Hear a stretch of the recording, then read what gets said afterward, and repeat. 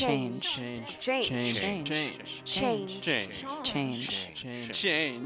Life has always been very unsatisfying. I felt like I had to continue to work harder and harder to find satisfaction, whether it was through school or athletics, and mainly just trying to please people in my life like my father. I continued to try and find satisfaction in what everyone thought would make me happy. I came to college and I had everything that everyone told me I needed to have, whether it was good grades, being an athlete, doing well on the sports team, having fun at parties. And in the moment, everything was awesome. It was satisfying for a quick time, but throughout the days when I wasn't out having fun, I always felt quite unsatisfied, that there was always something that was missing. I never had what I felt like being a complete life, that I just continued to seek and look for that satisfaction in things that, truly just didn't do it for me. But thankfully, after 21 years of feeling unsatisfied, I came to find who Jesus Christ was. I went from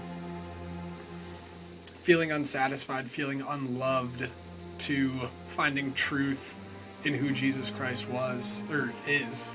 And I was able to not worry about having to please people. I knew that my identity was no longer found in how well I could perform, in the things that I did, but the fact that I knew that God loved me and I could find all satisfaction in Him, and that He wouldn't love me more or less whether I performed well or whether I worked harder at something, but that He truly offered me a free gift of a relationship through Jesus Christ.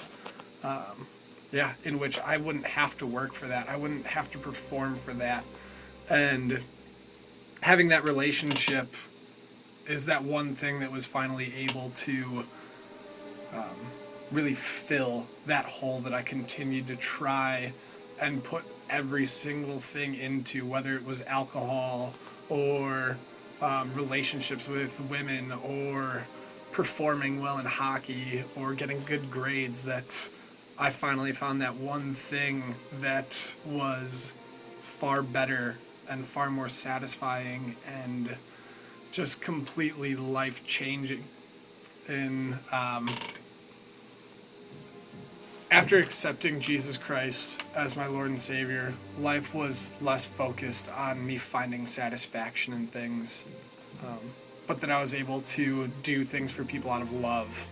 No longer having to worry whether I was performing well, working hard enough, but knowing that I could do these things without any sense of duty, but out of a sense of love and compassion towards other people, that I felt through that relationship that I found in Jesus Christ. So now I'm at the point where I know that I can live in a way where I can do all things through Christ who strengthens me, and that has taken the burden off of my shoulders for the rest of my life. Do we desire change? Do we embrace change? Do we really want to change as people? How are we already changing? Every day, every moment that passes, I will present to you that we are changing. It might be small, almost imperceptible.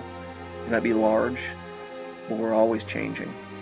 We're always growing as individuals. And I think mostly we're impacted by the people that we share a relationship with.